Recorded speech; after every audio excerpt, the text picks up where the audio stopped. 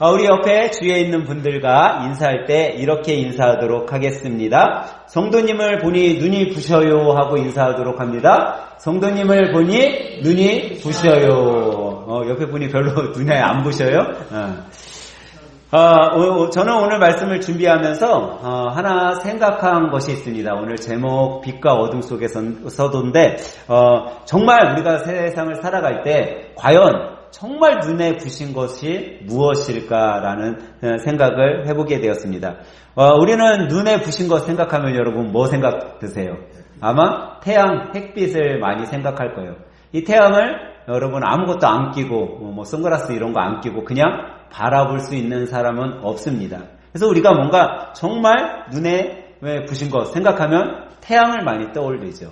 환한 빛을 떠올릴 겁니다. 그런데 정말 여러분과 저에게 있어서 정말 눈부시게 빛나는 그 빛이 뭐냐라는 거예요. 정말 눈부시게 빛나는 그 빛은 여러분 우리가 못 볼 것 같이 안 보이는 빛이 아니라 우리가 볼 수 있는 빛이 더 환한 빛, 정말 눈부시도록 빛난 빛이 아닌가 생각해 보게 되었어요. 제가 방금 여러분들에게 말씀드린 것, 정말 눈부시도록 빛나는 것은 우리가 볼 수 있다라는 말, 여러분 어떻게 생각되세요? 목사님 무슨 뚱딴지 같은 소리예요. 눈부시도록 빛나는 거 안 보이지 어떻게 보여요? 이렇게 얘기할 수 있는데 여러분 우리가 삶 속에서도 종종 이런 것들을 느낄 수 있죠. 어떤 젊은 남녀가 이제 연애 기간을 지나고 결혼을 하게 되었어요. 결혼을 하게 돼서 아내 될 사람, 신부 될 사람을 데리고 웨딩샵에 찾아가요. 그리고 신부가 뭐를 입어보죠? 웨딩드레스를 입어봐요. 그 웨딩드레스를 입고선 신랑은 맞은편 소파에 앉아있고 커튼이 딱 열리는 순간 신랑이 뭐라고 해요? 자기야 너무나 뭐라고 해요? 눈이 부셔라고 이야기를 해요. 다들 그런 경험을 안 해보신 것 같아. 우리 여자 집사님들은 우리 신랑이 한 번도 나를 보고 눈부시다 라고 얘기 안 해본 것 같아요. 근데 여러분 나는 안 받아봤지만 드라마 같은 데 보면은 맞은편에 신랑이 앉아있다가 뭐라고 해요? 너무 정말 눈부시다라고 이야기를 하잖아요. 근데 정말 눈이 부시다고 이야기하면서 너무 눈이 부셔서 신부를 못 바라봐요? 바라봐요.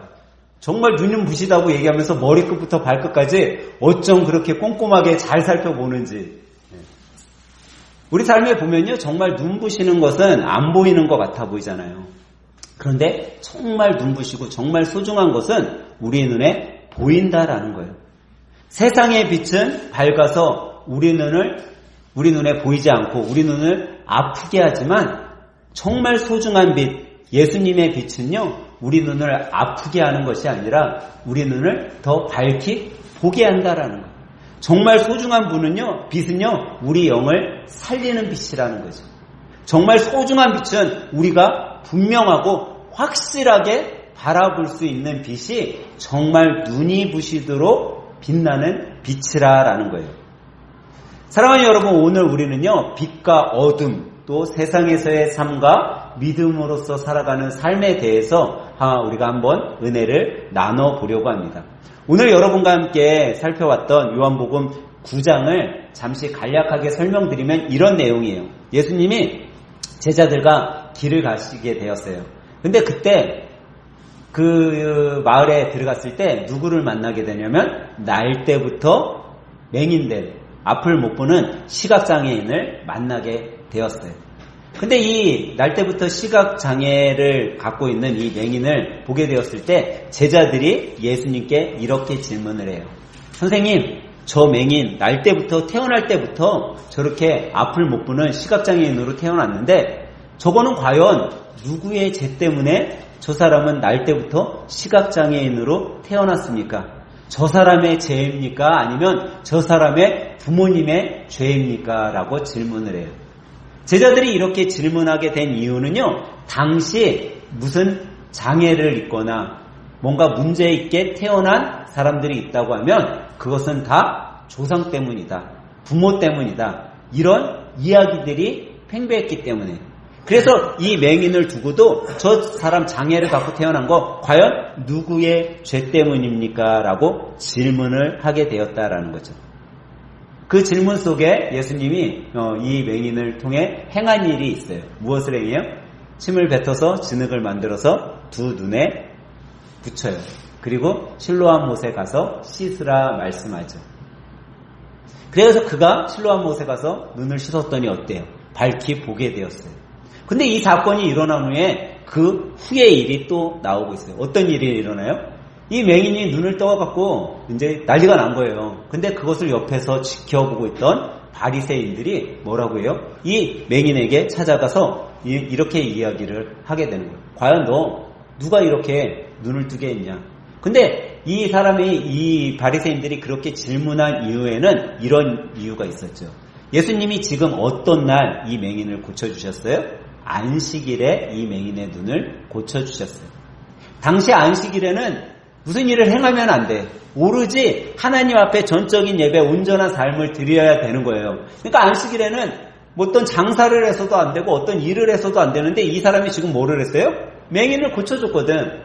그러니까 이 맹인을 고쳐준 사람은 하나님께로 온 자가 아니다라고 이 사람들은 결정을 내려놔요. 그렇게 이야기를 하는 거예요.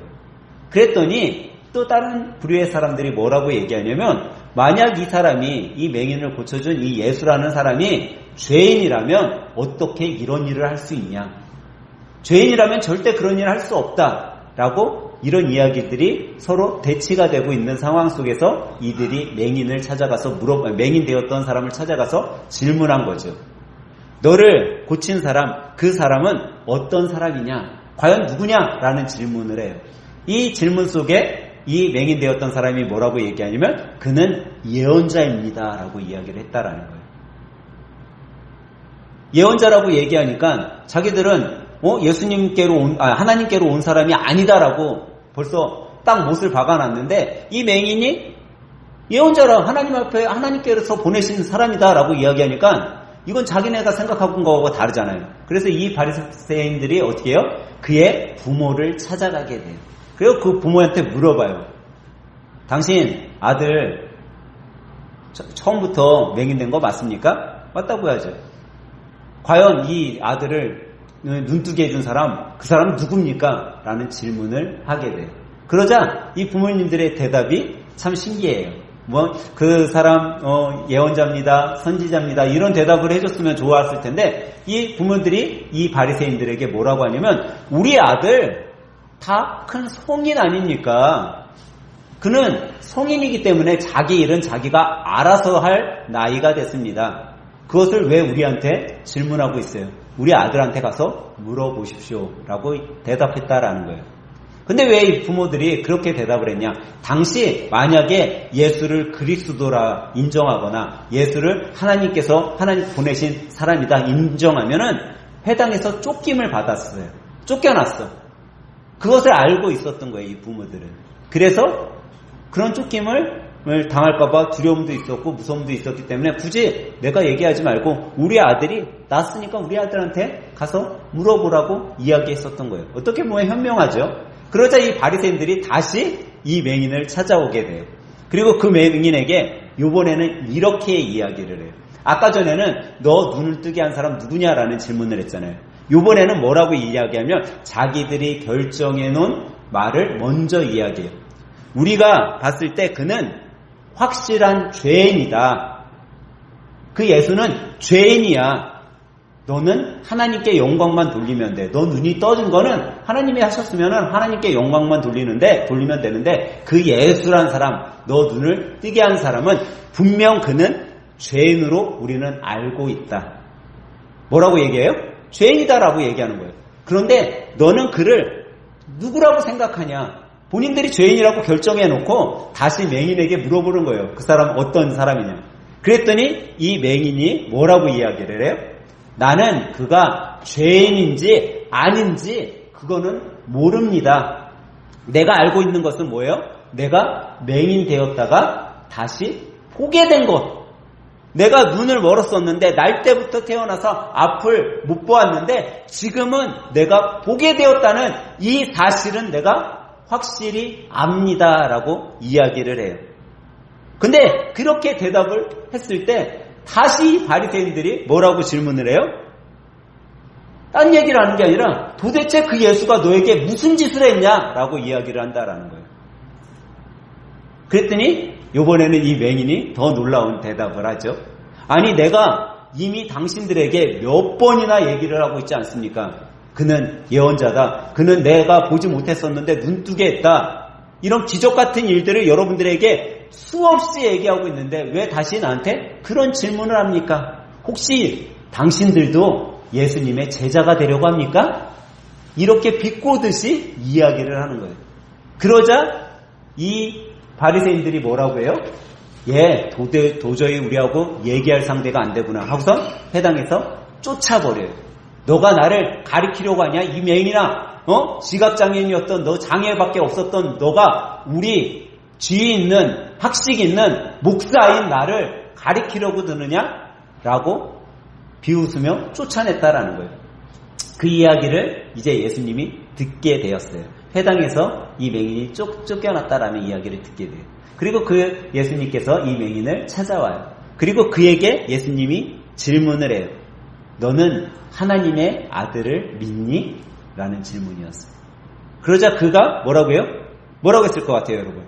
그 경험을 받았으니까. 네, 저는 하나님의 아들을 믿습니다. 그랬더니 예수님이 그 맹인에게 이렇게 해요. 내가 그 하나님의 아들이다 라고 이야기를. 그러자 이 맹인이 깜짝 놀라서 뭐라고 해요? 주님, 내가 주님이 하나님의 아들임을 믿습니다. 주님, 내가 믿습니다 라고 대답을 했다라는 거예요. 이것이 바로 오늘 여러분과 제가 살펴본 말씀의 사건이죠.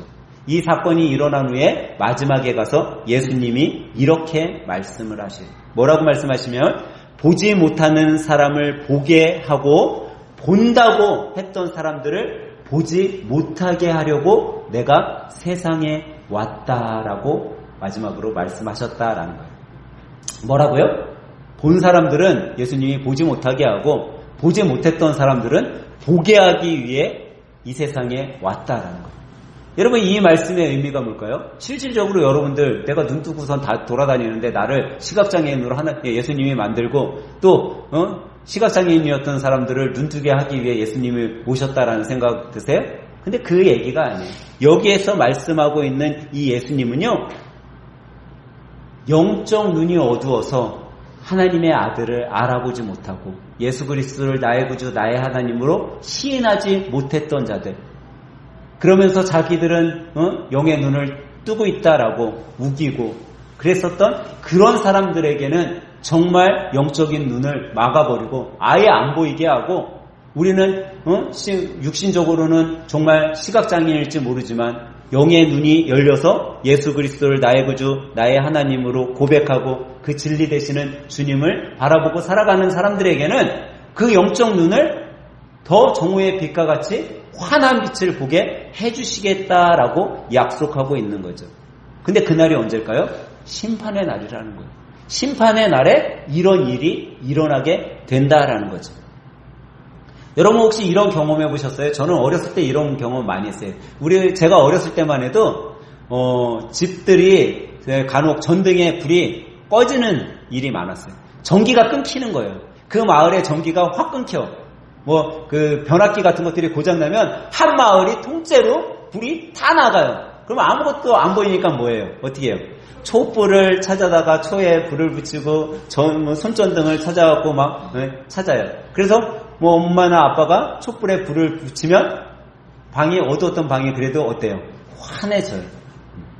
근데 그 잠깐의 어둠 속에 있을 때 어렸을 때요 좀 무섭더라고요.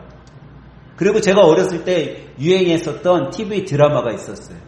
전설의 고향.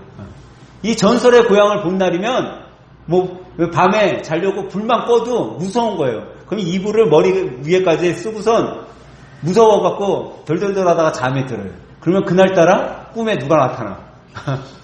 구미호가 나타나는 거야. 얼마나 무서운지. 근데 어렸을 때 어둠만 있으면 두려웠던 그 두려움이요, 제가 장성하고 커지다 보니까 어른이 되다 보니까 그런 두려움은 없어지더라고요. 근데 희한하게도 그 두려움은 없어졌지만 삶 속에 어른이 되어서도 어려움이 있고 힘듦이 있고 문제가 있고 내가 해결하지 못할 것 같은 그런 여러 상황에 놓이게 될 때 조금은 다르긴 하지만 어렸을 때 겪었던 그 두려움하고는 다르긴 하지만 또 다른 두려움이 내 삶 가운데 엄습해 옴을 제가 느꼈어요. 그런데 여러분, 이런 삶의 두려움은요, 아이만 느끼는 것도 아니고 어른만 느끼는 것도 아니고 아마 여러분과 저 세상을 살아가는 삶이라면 조금씩은 다 느끼는 두려움일지 모른다라는 거죠. 근데 그 두려움, 우리가 누구나가 다 느끼는 이 두려움 앞에 우리는 오늘 본문 말씀을 한번 들여다볼 줄 알아야 된다라는 거예요. 제가 아까 전에 9장의 말씀을 전반적으로 한번 설명해 드렸어요. 여기에 누가 나오죠? 어떤 장애를 갖고 있는 친구가 나오죠? 맹인이 나와요. 눈먼 사람이 나와요. 근데 이 요한복음 9장에 나와 있는 이 맹인의 문제는요, 눈이 먼 것이 문제가 아니에요, 사실. 사실 육신의 눈이 먼 것이 문제가 아니라 이 맹인에게 더 큰 문제를 우리가 바라본다면 그가 영적 눈까지도 멀어져 있었던 것이 더 큰 문제인 거예요. 주님은 이 사람의 육신의 눈을 그냥 보게 하기 위해 고쳐준 것이 아니라 이 맹인의 영적 눈을 띄워주는데 더 큰 초점을 두고 있었다는 사실을 우리가 기억해야 된다는 거죠. 예수님은 분명하게 말씀하셨어요. 나는 세상의 빛이라. 나를 따르는 자는 어둠에 다니지 아니하고 생명의 빛을 얻으리라 라고 말씀하셨어요. 예수님이 뭐라고요? 세상의 빛.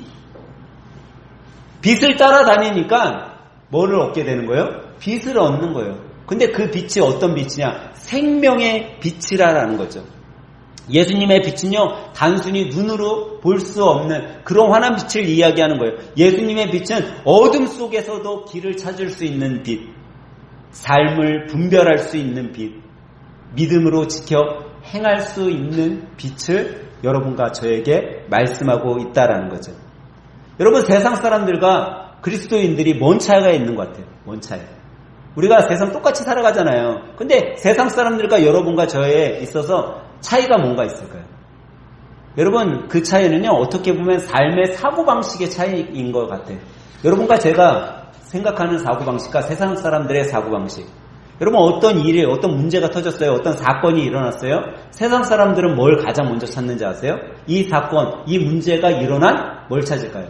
원인을 제일 먼저 찾는다라는 거예요. 원인을 찾고 난 다음에 어떻게 해요? 이런 문제를 일으켰으니까 누군가가 책임을 져야 되지 않냐? 책임질 사람을 또 색출해내요. 원인을 찾고 책임질 사람, 그 문제에 대해 덮을 수 있는 그걸 찾고 있다라는 거예요. 근데 우리 그리스도인들은요, 이런 사건, 사고, 문제, 어려움이 나에게 왔을 때 원인을 찾기보다는요, 우리는 어떤 생각을 가져야 되냐? 이 일 속에, 이 문제 속에, 이 어려움 속에 과연 하나님께서는 어떤 일을 하시고자 나의 삶 속에 이런 어려움을 주셨지? 과연 내 삶 속에 이런 문제와 이런 상황이 놓인 것은 과연 하나님께서 이 상황 속에서도 내가 어떻게 살아가기를 원하셔서 이런 어려움을 나에게 주셨을까를 먼저 생각하는 사람들이 그리스도인이라는 거예요. 성도라는 거죠. 세상 사람들과 다른 거죠. 세상 사람들은 문제가 있으면요, 낙심하고 누군가 남에게 탓하기 위해서 그 원인을 찾고, 그런데 우리 그리스도인들은 남을 탓하기 위해서, 낙심하고 두려워하기 위해서가 아니라 과연 사랑의 주님, 빛 되신 주님이 이 일을 통해 나를 어떻게 사용하시려고 하나, 이 일을 통해 우리 가정을, 우리 교회를 어떻게 만들어 가시려고 하나, 믿음의 눈으로 주님을 바라봐야 된다라는 거예요. 여러분, 혹시 삶 속에 문제가 있으세요? 삶 속에 걱정거리가 있으세요? 아니면 두려움이 있으세요? 그러면 여러분, 우리는요, 빛 되신 주님을 찾아야 된다라는 거예요. 여러분, 빛 되신 주님을 찾는 방법이 무엇일 것 같아요? 여러분, 목사님이 설교마다 어려움 속에 있으면 빛 되신 주님을 찾으라고 하는데, 그 주님 여러분 어떻게 찾아야 우리가 만날 수 있을까요? 어떻게 찾아야지 될까요? 저는 종종 우리 빛 대신 주님을 찾기 위해서 이야기하는 것 중에 하나가 여러분들 전도의 삶 살라고 많이 이야기를 해요. 근데 제가 항상 설교할 때 여러분들 지금 전도하려면 어떻게 하세요? 라고 이야기를 해요. 뭐로 전도하라고 해요? 제가? 여러분들 삶으로 전도하라고 말씀드리잖아요. 여러분 전도는요 삶으로 전도하는 거예요. 예전에 한 마을에 교회에 열심히 다니는 성도님이 있었어요. 근데 이분이 그 동네에서 맨날 욕을 먹는 게 있어. 그게 뭔지 아세요? 이분이 아주 대형 스피커를 창문에다 딱 놓고서요 찬송가를 엄청나게 크게 틀어놓는 거예요. 찬송가를. 동네 사람들이 지나가면서 뭐라고 해요? 뭐라고 할 것 같아요, 여러분? 동네 사람들이 지나가면서 다 욕을 해요. 근데 이분은 뭐라고 이야기를 해요? 나 전도하고 있는 거야. 찬송 틀어서 전도하고 있어. 주일날 성경책을 끼고선 지나가는 그리스도인도 그 집 앞을 지나갈 때 뭐라고 해요? 욕을 하면서 지나갔어. 저 사람 유별나네. 근데 그분은 뭐라고 해요? 나는 전도하고 있어 라고 이야기를 하는 거예요. 동네 사람들은 다 욕을 해요. 때로는 경찰서에 신고를 해요. 근데 혼자 전도하고 있다라는 거예요. 목숨 걸고 전도하고 있다라는 거예요. 근데 그 동네는요, 가까운 정자에 할아버지들이 항상 나와서 장기 바둑을 둬. 매일매일 그곳에는 장기 바둑 두는 할아버지 할머니들이 수없이 많아요. 그 동네에 또 다른 한 성도가 있었어요. 그 성도는 말수도 적어. 교회를 가서 예배를 드렸는지 안 드렸는지 조차도 힘든 사람이에요. 근데 이 사람은 항상 그 정자에 할아버지 할머니들이 나와서 바둑을 두고 장기를 두고 뭐 할 때면 차를 타가지고 나가서 갖다 그냥 드리는 거예요. 그리고 거기에다가 교회 주보 하나씩을 껴서 그냥 나눠주고 아무 말도 안 하고 오는 거예요. 한 해가 지나고 두 해가 지나고 이 대형 스피커 틀어놓고선 전도한다는 이분 누군지도 얼굴을 몰라. 이분은 그 3년이 지나서도 뭐만 듣고 있어요. 동네 사람들이 욕만 하고 있는 거예요. 조용히 삶으로 가가지고 주보를 내밀고 다른 얘기 하지도 않아. 이분은 차 한 잔 타주는 걸로 끝나. 근데 그 삶을 보고 할아버지들, 할머니들이 나도 교회 가볼까? 그러고 있어요. 여러분 누가 전도하는 것 같아요? 여러분 만약에 찬양을 틀어서 내가 전도를 해야 되겠고 그러면요 지금은 어떻게 전도해야 될까요? 내가 집 바깥에 문에서요 나가서 찬양 음악 틀어놓고 찬양 노래 부르고 그러면요 사람들이 욕하지 않아요. 만약에 그 성도가 자기 몸을 들여서 자기 삶을 들여서 찬송가를 틀어놓고 노래를 틀어놓고 그거에 맞춰서 찬양을 하고 사람들이 길에 지나가는 곳에 자기가 노래를 부르며 삶으로 그들에게 전도하고자 그렇게 하면요 그 마을에서 그 사람 욕할 사람 아무도 없었을 거예요. 자기 몸은 뒤에 숨겨놓고 어디 가서도 얘기도 못하면서 대형 스피커에서 찬송가만 빵빵 틀어놓고 여러분 전도는요 삶으로 전도하는 거예요. 삶으로 전도하지 못하면요 지금 전도할 수 없어요. 여러분 전도할 때 누가 가장 힘드세요? 여러분들이 전도 경험할 때 누구를 전도하는 게 가장 힘들 것 같아요? 여러분 가족을 전도하는 게 가장 힘들어요. 왜 가족을 전도하는 게 힘들어요?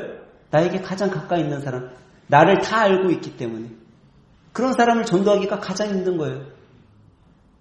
근데 그 사람들이 어떻게 해야지 전도가 되냐라는 거죠.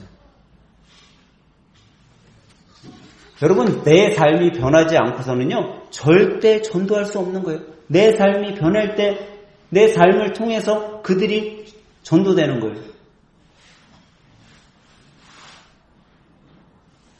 여러분들이 누군가 우리 가정, 우리 주위에 가장 친한 사람을 내가 전도하고 싶을 때 여러분들 그렇게 전도하셔야 돼요. 삶으로. 여러분 오늘 본문에 봤더니요 예수님께서 맹인을 고쳐주시잖아요. 그때 고쳐주실 때 예수님이 어떻게 하세요? 그냥 어떻게 맹인을 치료하셨어요? 침을 뱉어가지고 진흙을 만들어서 눈에 발라주셨어요. 근데 제가 종종 이 부분 여러분들에게 설교했었을 때 예전에 제가 이런 예화를 드린 적이 있어요. 여러분, 우리가 어렸을 때 운동장이 어떤 운동장이었어요? 흙 운동장이었죠. 지금은 뭐 인조 잔디가 깔려있고 운동장들이 시설이 좋아졌는데 우리 때만 해도 흙이었어요. 근데 여러분들 학창시절에 침 좀 뱉어보신 분들은 알 거예요. 이 운동장의 흙을 진흙으로 만들려면 침을 어느 정도 뱉어야 될 것 같아요. 두 눈에다가 진흙을 이겨서 침을 뱉을 정도면은 보통 침 뱉어보지 않은 사람은 이 정도 못 만들 거예요. 내가 생각했을 때 예수님은 정말 침 좀 뱉어보신 분 같아. 그것도 침을 뱉어서 두 눈에 이기려고 했더니 처음에 침을 뱉어가지고 이겨봤어요. 양이 별로 안 돼. 그러면 무슨 침같이 뱉었을 것 같아요, 여러분?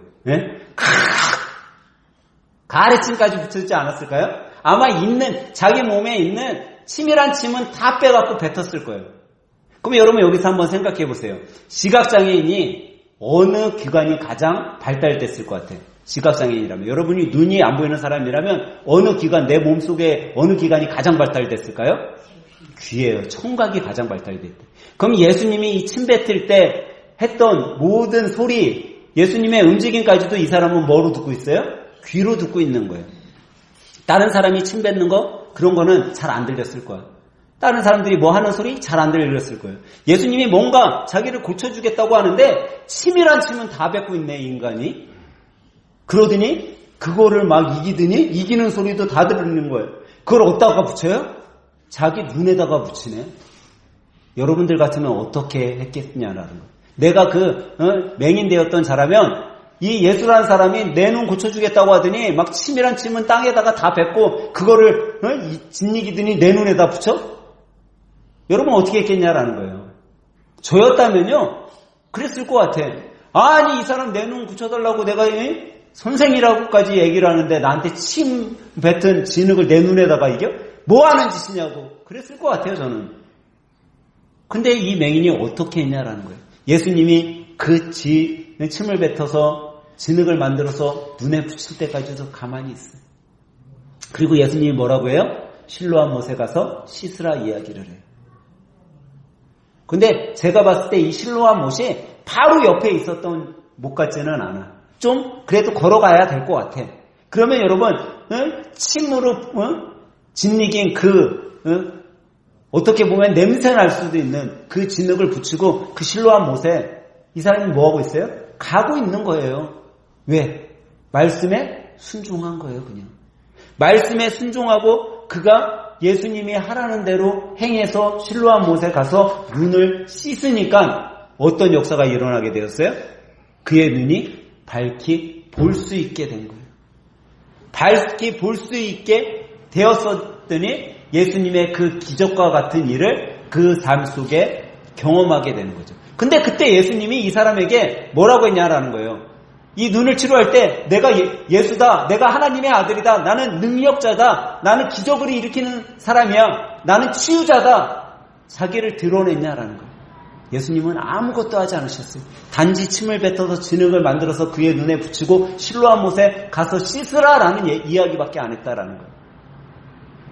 여러분 삶 가운데 만약에 동네에 지나가는데 어떤 꼬마 아이가 울고 있어요, 막. 그래갖고 물어봤더니 엄마를 잊어버렸어요, 그러는 거예요. 그래, 너 집은 어딘데? 그랬더니 집 가는 길은 자기가 알고 있대. 애가 엉엉 울어, 유치원생이. 여러분 어떻게 하겠어요? 집까지 데려다 줄까요? 못 본 채 하고 말까요? 집까지 데려다 줄 거예요, 아마 다. 근데 집까지 데려다 줄 때 여러분들 그 유치원생에게 내가 너네 집까지 데려다 줄 안내자야. 내가 아저씨가 얼마나 멋진 사람인지 모른단다. 나는 너 집까지 안전하게 데려다 줄 수 있고 너 나중에 가면은 엄마한테 멋진 아줌마가 나를 집에까지 데려다 줬어요. 저 아줌마 그렇게 얘기해라 라고 하면서 애를 집까지 데려갈 사람 있냐라는 거죠. 내가 너를 집까지 데려갈 안내자다라고 자기를 드러낼 사람 있냐라는 거예요. 아마 아무도 없을 거예요. 그냥 그 어린아이가 안전하게 집에까지 가고 부모님을 만나면 인계해주고 그냥 말 거예요. 나를 드러내지 않을 거. 여러분, 그게 선인 거예요. 예수님은요, 자신을 드러내지 않았어요.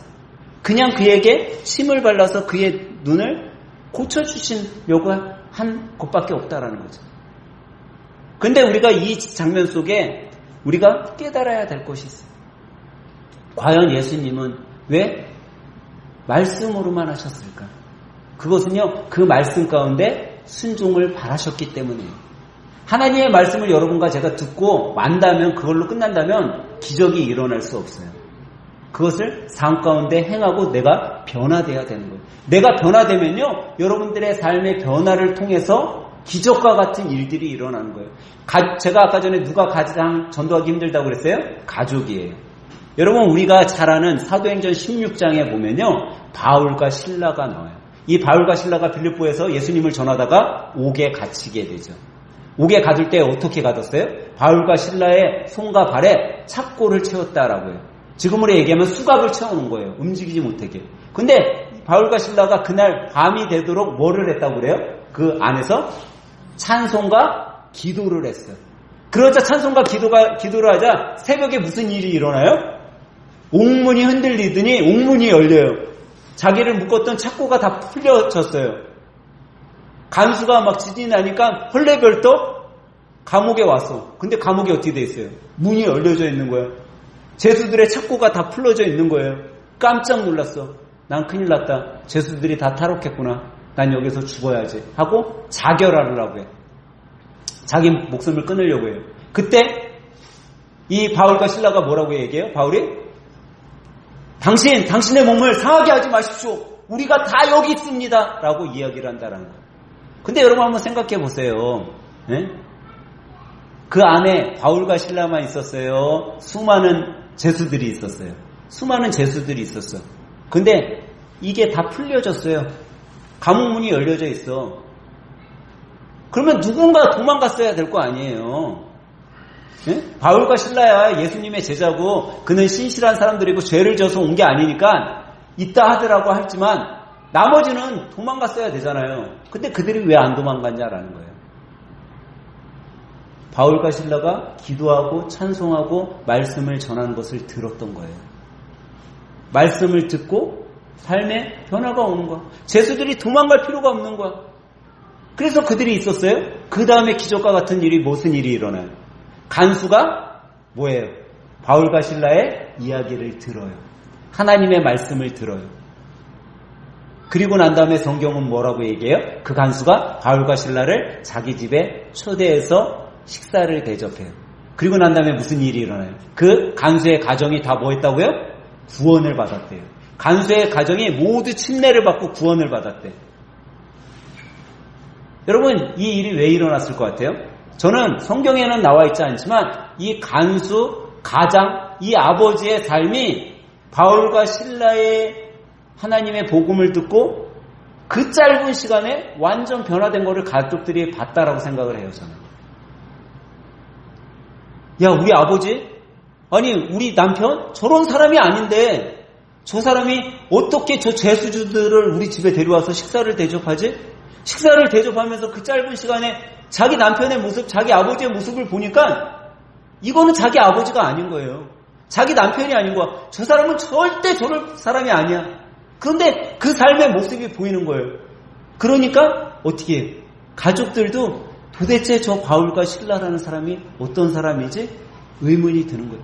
그러자 바울과 실라가 뭐를 해요? 이 가족들에게 하나님의 말씀 복음을 전했어요.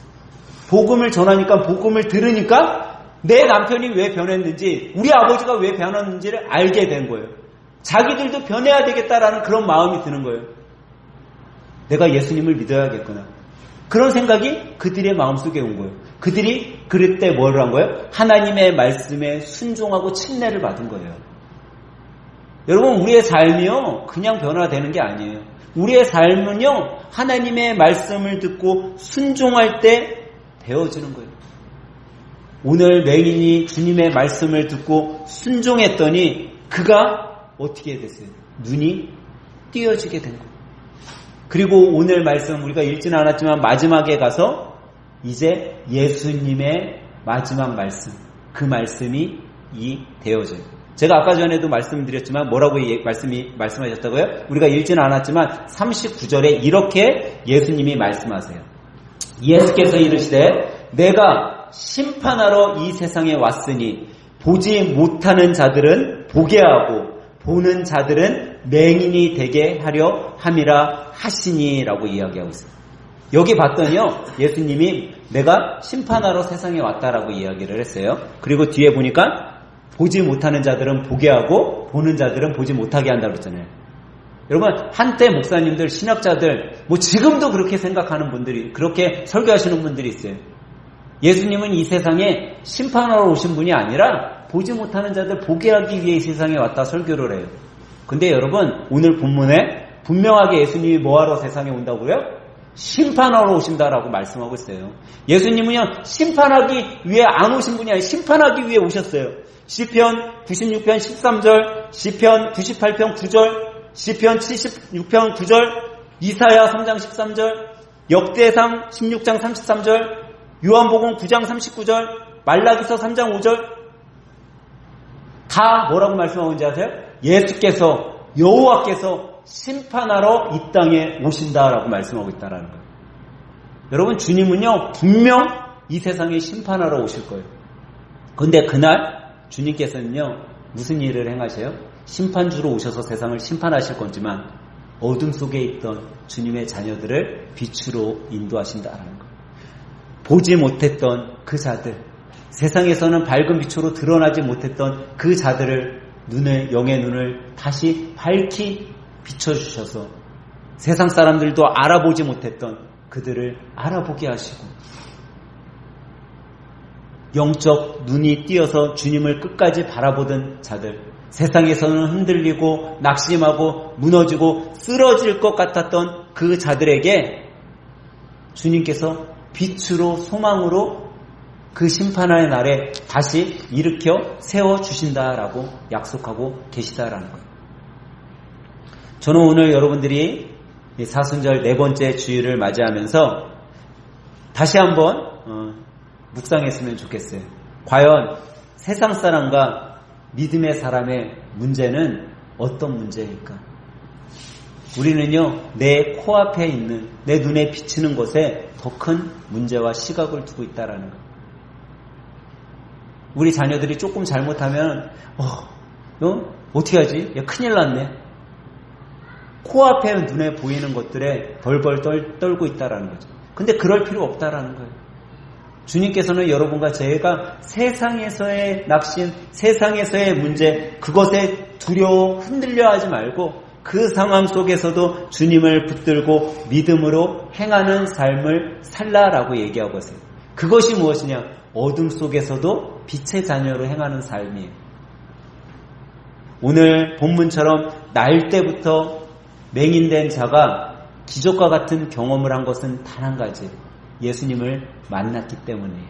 그리고 예수님이 하신 그 말씀대로 순종했기 때문에 이 기적을 만났던 거죠. 저는 오늘 할생 가정 여러분들, 또 믿음의 성도 여러분들이요, 딴 거 하나 필요 없어요. 그냥 예수님을 만나기만 하면 돼요. 인격적으로 예수님을 만나기만 되면 그 말씀 우리가 순종하고 살기만 되면 여러분들이 지금 걱정하고 두려워하고 아파한 모든 것들이 자연적으로 다 해결될 줄 여러분 믿으시기 바랍니다. 그런 마음을 가지고 이번 일주일간도 주님을 바라보고 주님을 따르며 생명의 빛을 경험하는 하늘생 가족들이 다 되시길 예수님의 이름으로 간절히 축원합니다.